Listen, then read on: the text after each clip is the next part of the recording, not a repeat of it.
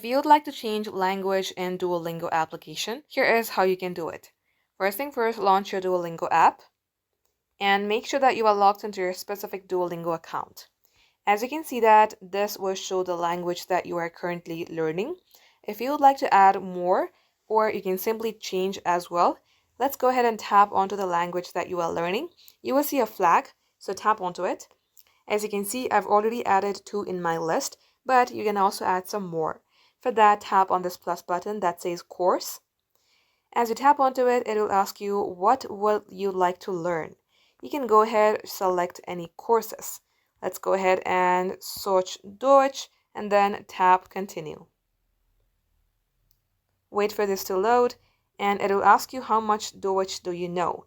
I'm going to select I'm new to Deutsch, then tap continue again. It will ask you a little bit of question at first. You have to answer it correctly. And just like so, now your lesson of Deutsch has started. This is how you can change language in Duolingo app. Thank you all for watching. We will catch up in our next upload.